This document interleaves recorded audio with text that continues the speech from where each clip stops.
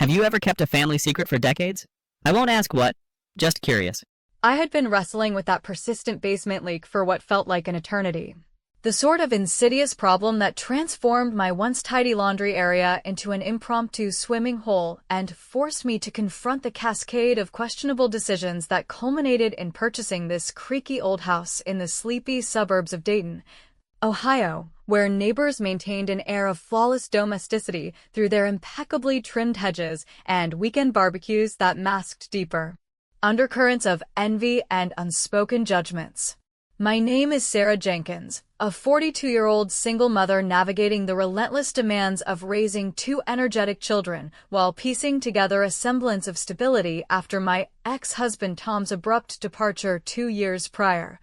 And on that particular Tuesday morning, with the autumn sun filtering weakly through the kitchen blinds, I finally mustered the resolve to summon a plumber because the dripping had escalated into a full-blown flood that threatened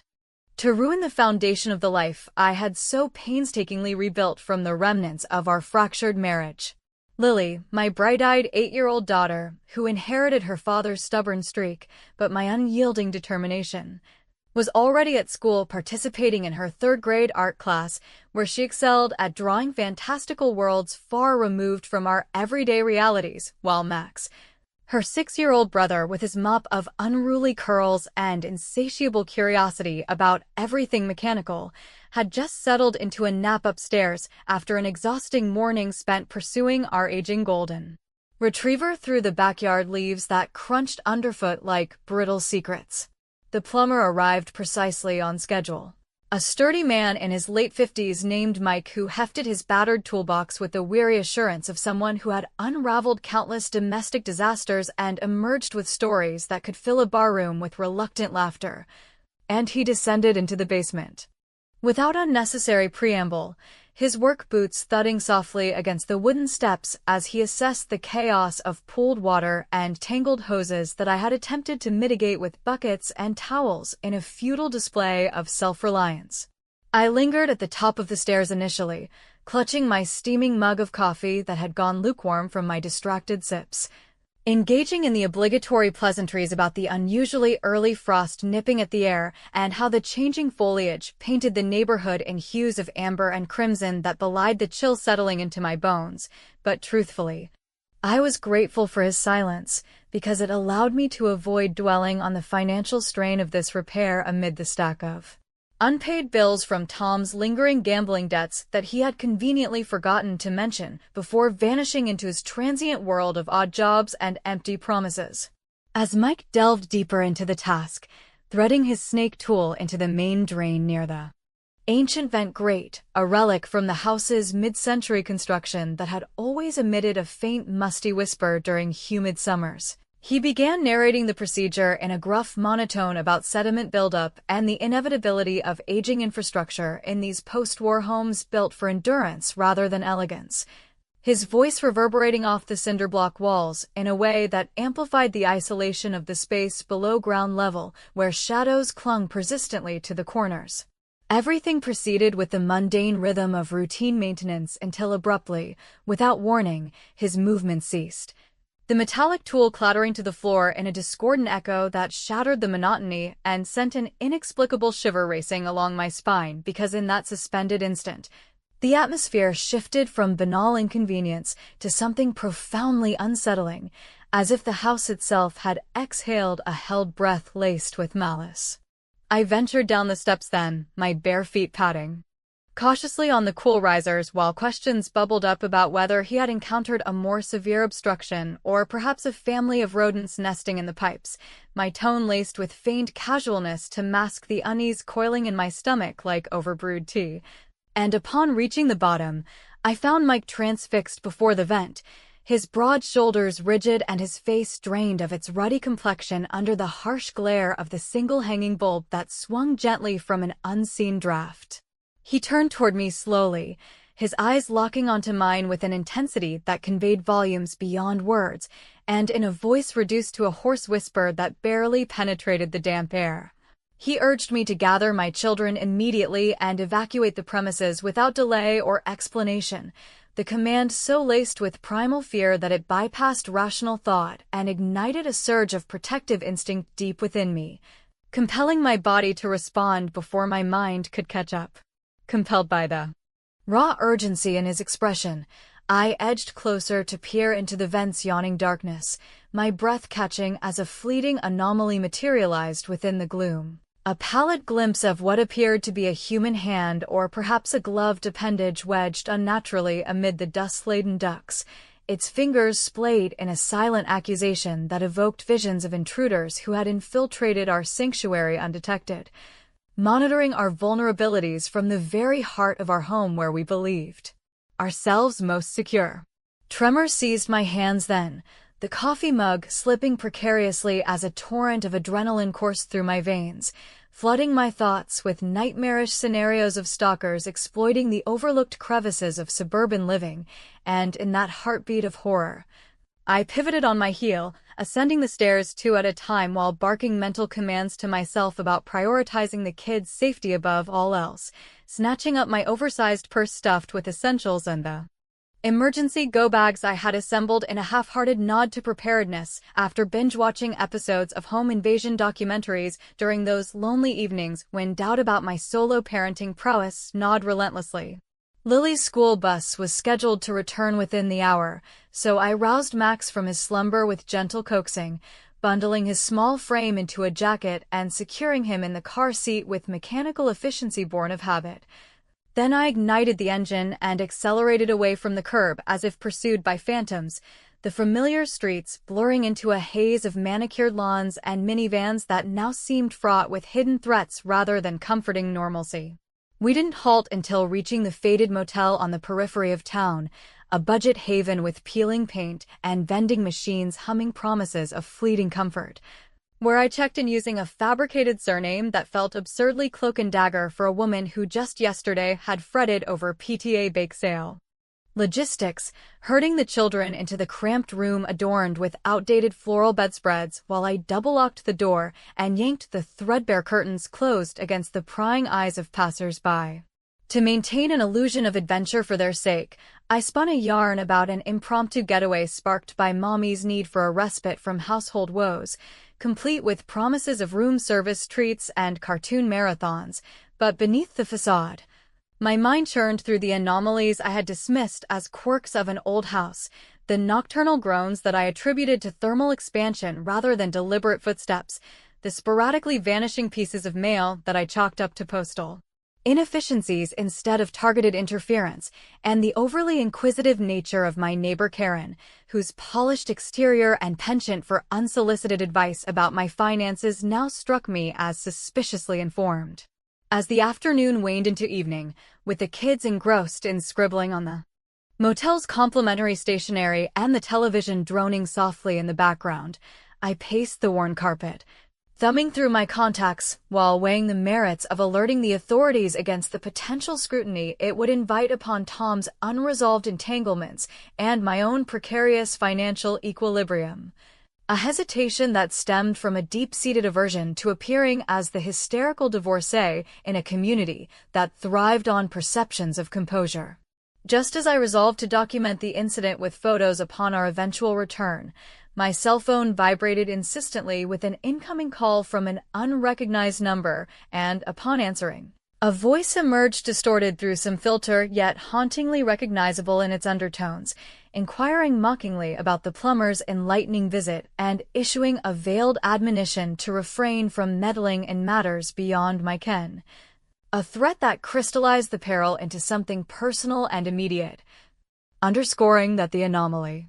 in the vent represented not mere happenstance, but a calculated intrusion into our lives. Fueled by a spark of defiant ingenuity amid the encroaching terror, I recalled Mike's offhand complaint about his employer's shady practices in bypassing regulations, prompting me to compose and dispatch an anonymous report to the municipal building inspectors detailing suspected violations in local plumbing contracts,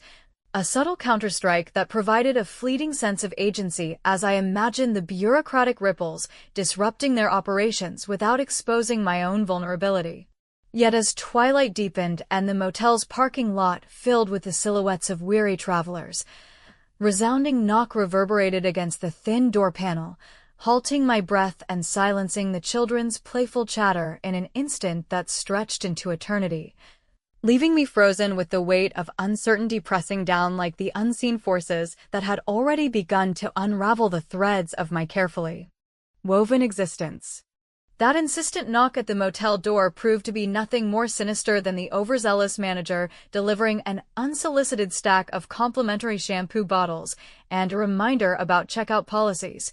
A mundane interruption that dissolved into awkward apologies and my forced chuckle about being jumpy from a long drive, yet it lingered in the recesses of my mind like an uninvited guest,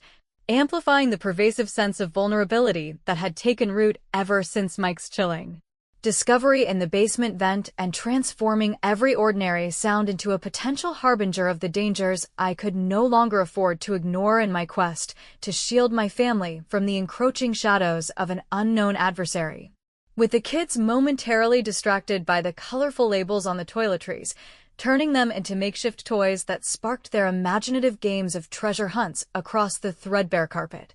I retreated to the small bathroom to splash cold water on my face and stare at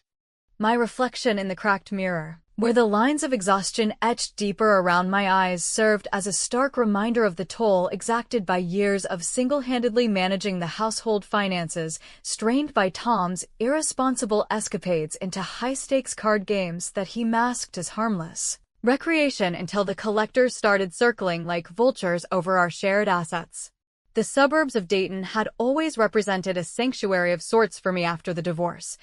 with its predictable rhythm of school runs and community potlucks that fostered illusions of solidarity among women like myself who juggled careers in modest professions, such as my role as a receptionist at the local dental clinic where patients' complaints about root canals paled in comparison to the ache of unpaid utilities. But now those same streets evoked a labyrinth of concealed perils, prompting me to replay in my thoughts the peculiar incidents I had previously dismissed as coincidences, the faint scratches emanating from the walls during late-night feedings when Max was an infant, which I rationalized as the house's antique plumbing protesting the passage of time,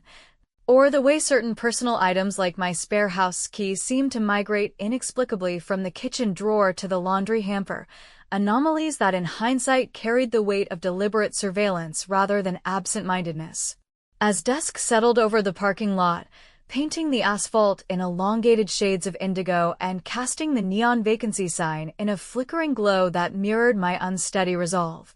I decided that passive waiting in this impersonal refuge would only erode my sanity further, so I waited until the children succumbed to the exhaustion of their impromptu adventure by dozing off amid piles of pillows and half-eaten vending machine snacks.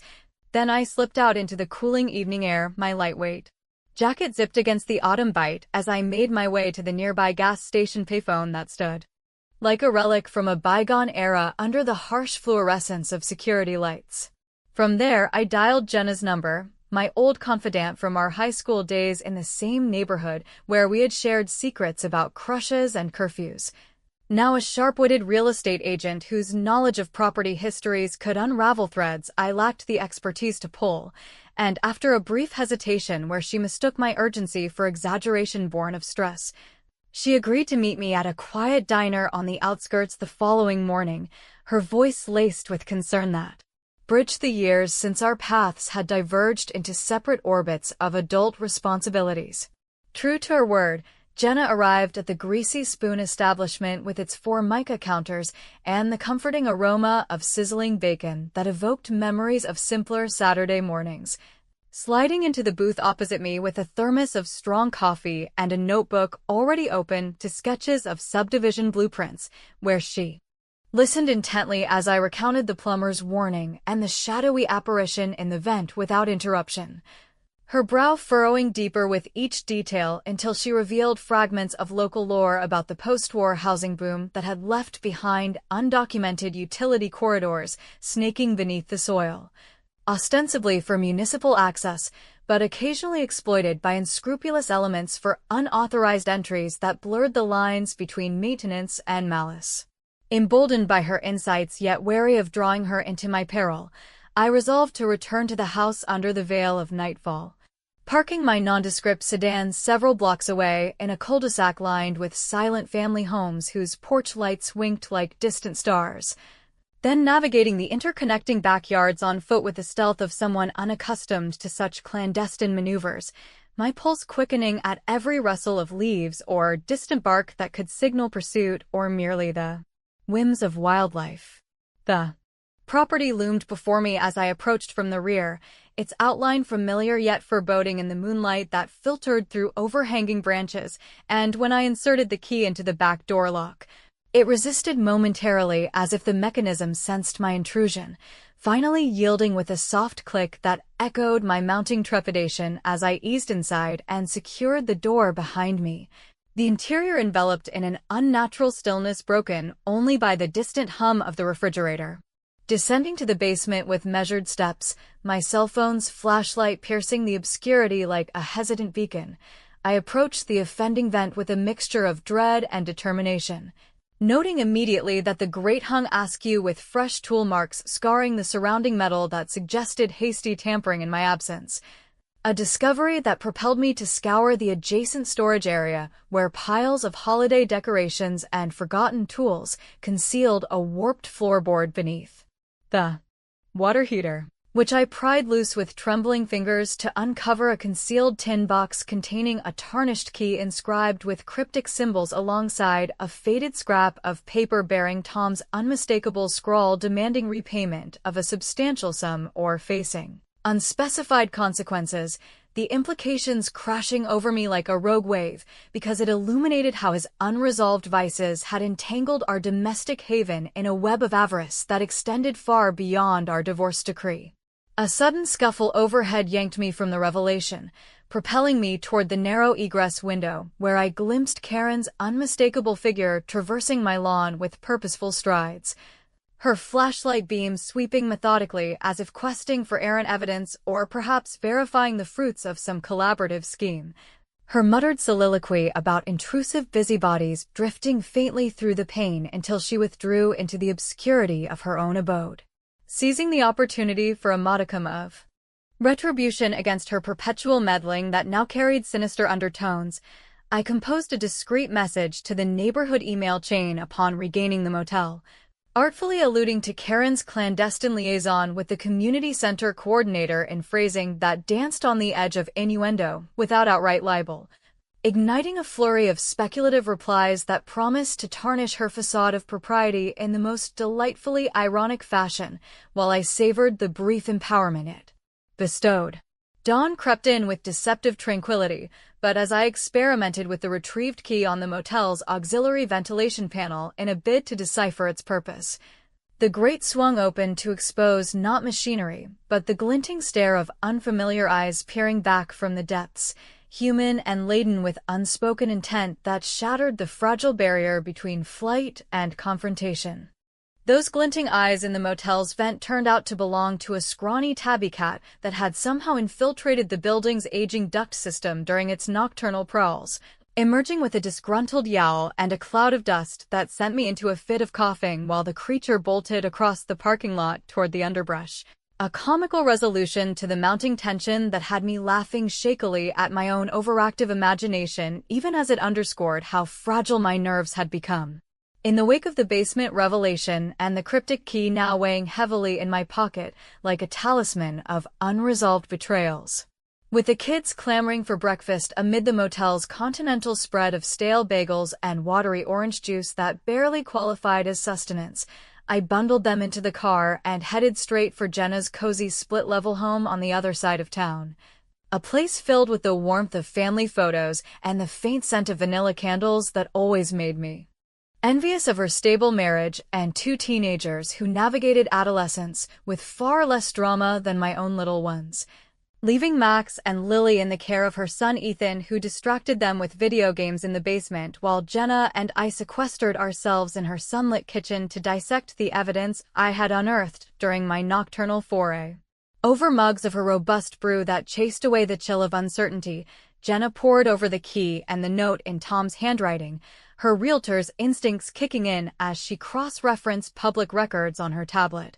uncovering a tangled history of easements and liens that traced back to the neighborhood's construction in the late 40s, when wartime rationing led to shortcuts in underground infrastructure, creating hidden passages that modern developers had sealed haphazardly but which enterprising opportunists occasionally repurposed for everything from petty theft to more insidious activities like monitoring residents' routines for blackmail material. She painted a picture of a low-level syndicate preying on families in financial flux, much like my own situation where Tom's gambling habit had ballooned into debts that collectors enforced through intimidation rather than courts. And although Jenna advocated strongly for involving law enforcement to untangle the mess before it ensnared us further, I found myself resisting the idea with a stubbornness born of past experiences where police involvement had only complicated the divorce proceedings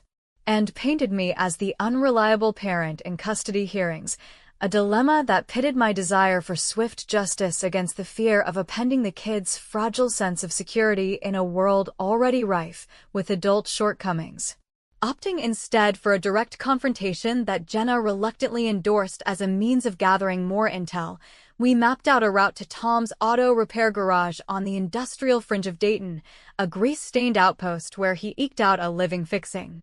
transmissions for truckers and locals alike, arriving as the afternoon sun slanted low across the chain-link fence, enclosing a yard cluttered with rusted chassis and oil drums that spoke volumes about his stalled ambitions since our split. I spotted him immediately, bent over the hood of a battered pickup with his sleeves rolled up to reveal the faded tattoos from his wilder youth, and as I approached with purposeful strides, the acrid tang of solvents mingling with the distant hum of traffic, he straightened with a start of recognition that morphed into his trademark disarming smile, the one that had once convinced me to overlook red flags in favor of second chances until the debts piled too high to ignore. He ushered me into the cramped office trailer, its walls papered with calendars featuring scantily clad models that now struck me as juvenile relics of his arrested development, and there, amid the clutter of invoices and empty soda cans,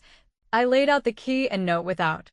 preamble, watching his feigned nonchalance crumble into pallid unease as he admitted under pressure that the symbols etched on the metal corresponded to a backdoor code used by Vic Harlan,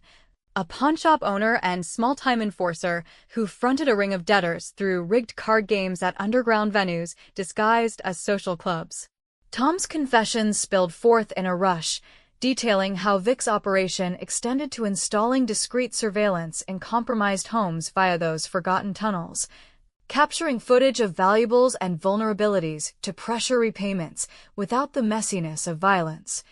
A scheme that had ensnared him months ago after a particularly bad night at the tables and inadvertently drawn our family home into its crosshairs when he used the address as collateral in his desperation. The betrayal stung anew, layering fresh resentment atop the old wounds of abandonment, yet in that charged moment, I couldn't resist channeling my fury into a subtle act of reprisal. By excusing myself to the restroom where I accessed his workbench through the adjoining door, surreptitiously dosing the upholstery of his cherished vintage muscle car with a vial of itching powder procured from a novelty shop during a prior errand, envisioning the ensuing discomfort as a poetic echo of the rash irritations he had inflicted on our lives, a prank that bordered on the absurdly satisfying without crossing into outright harm. We parted on tense terms, with Tom vowing to intercede with Vic and clear the slate, but skepticism gnawed at me as I collected the kids from Jenna's and veered toward a nearby playground to let them burn off energy on swings that creaked like my fraying trust, the autumn leaves swirling in eddies that mirrored the whirlwind of doubts swirling in my head about whether his promises held any more water than his past oaths of fidelity. Jenna's incoming call shattered the brief interlude of normalcy, her voice breathless as she described a nondescript van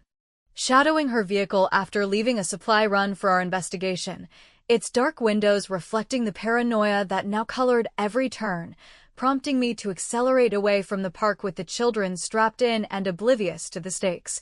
only for the same van to materialize in my rearview mirror several blocks later, its engine growling with insistent proximity that escalated into a heart-pounding pursuit through residential avenues where minivans yielded to my erratic maneuvers. I shook it temporarily by darting into a crowded strip mall lot and circling behind delivery trucks. The kids' queries about the sudden adventure met with evasive reassurances that masked my rising panic. But as I paused to catch my breath in a shadowed alley, my phone chimed with an incoming message from an anonymous source, attaching a crystal-clear video clip of me earlier that week, furtively examining the basement floorboard under the guise of routine cleaning, the timestamp and angle, confirming that their watchful eyes had documented my every probing step long before I even suspected their presence. That anonymous video attachment arrived like a digital venom dart, its footage so sharply focused on my clandestine rummaging in the basement that it captured not just the act, but the flicker of dawning horror on my face.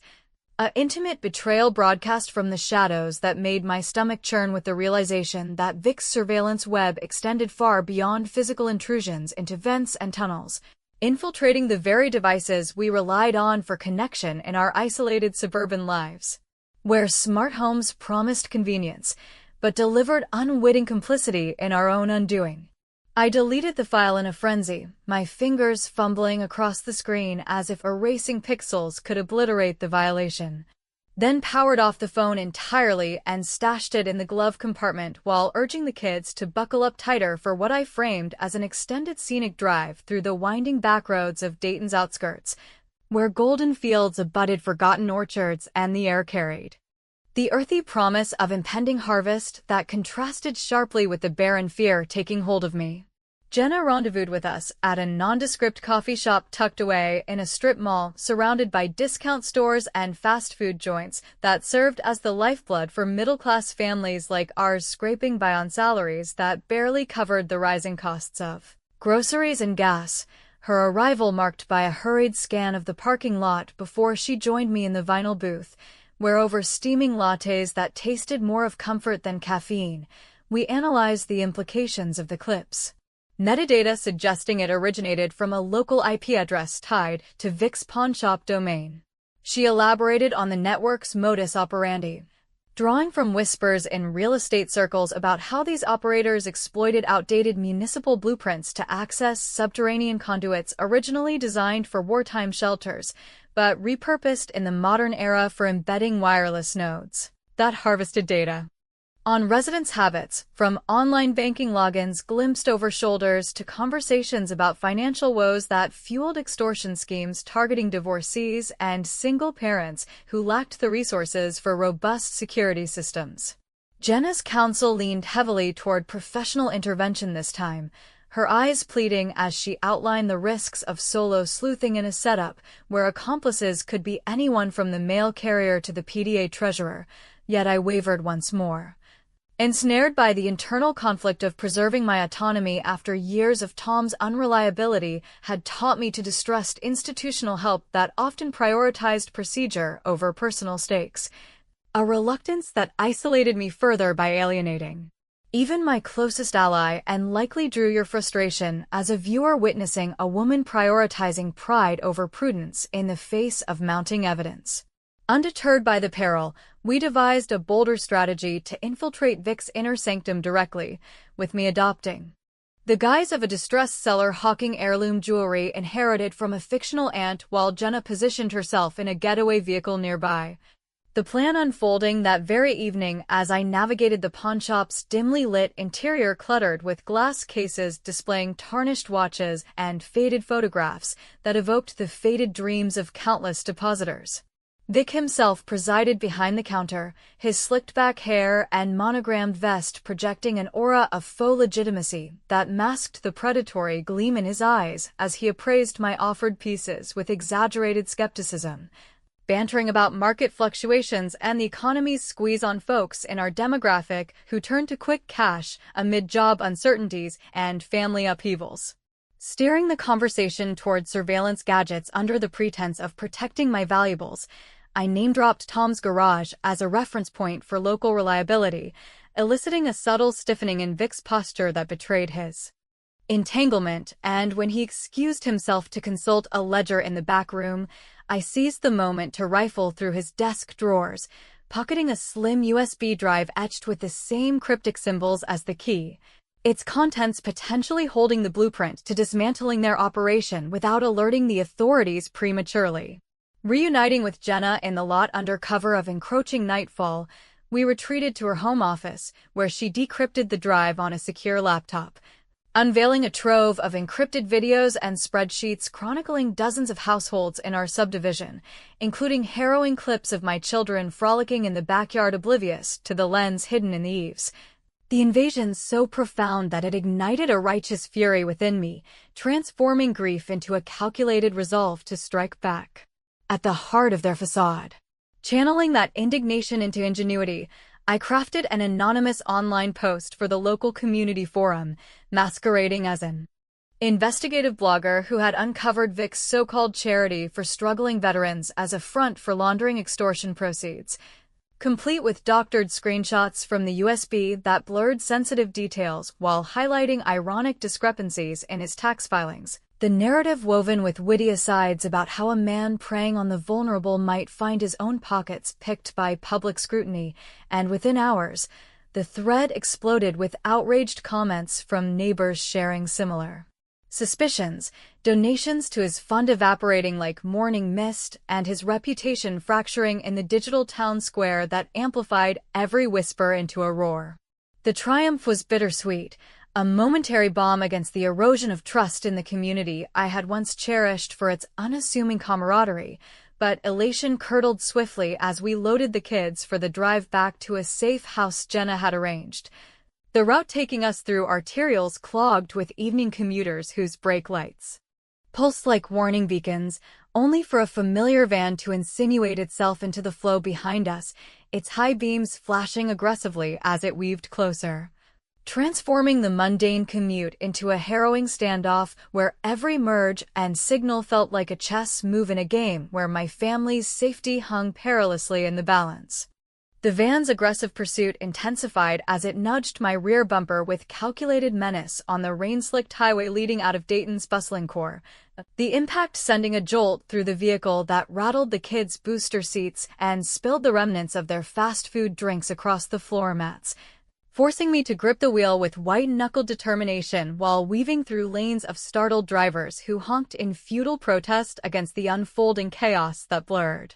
the boundaries between everyday commutes and outright peril in the fading light of an overcast evening. With Jenna's voice crackling urgently through the hand-free connection, advising an immediate detour to the authorities, I ignored the sensible plea once again. My mind fixated on luring the threat to a confrontation on my terms rather than ceding control to a system that had failed me before in the divorce courts, where Tom's charm had swayed judgments more than evidence ever could, a defiant choice that stemmed from a lifetime of shouldering burdens alone and undoubtedly elicited your exasperation at watching me barrel toward the abyss under the guise of empowerment. Spotting the turnoff for the derelict industrial district where abandoned factories squatted like forgotten sentinels along the riverfront, their rusted skeletons overgrown with weeds that whispered of economic decline familiar to so many in our age bracket who remembered factory whistles signaling shifts now silenced by globalization's indifferent march.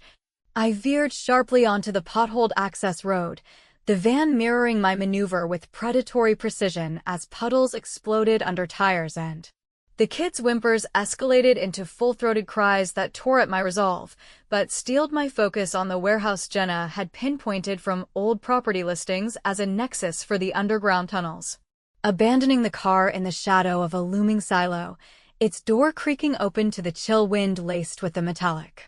tang of decay, I scooped up Max in one arm while clasping Lily's hand in the other, dashing across the cracked asphalt toward the yawning entrance where graffiti-tagged walls promised shelter but delivered only amplified echoes of our hurried footfalls. The structure's interior a labyrinth of corroded beams and scattered debris that evoked the ghosts of blue-collar prosperity eroded by time and circumstance. Descending a rickety metal staircase into the sublevel, guided by the faint glow of my phone's screen illuminating dust motes dancing in the stale air, we navigated the narrow passage that funneled into the heart of the network's lair. A makeshift command center humming with the low whir of servers and illuminated by banks of monitors displaying fragmented lives from across the neighborhood, families arguing over dinner bills, couples whispering intimacies, and solitary figures like myself, tallying deaths in the quiet hours, revealing the full scope of Vic's empire as insidious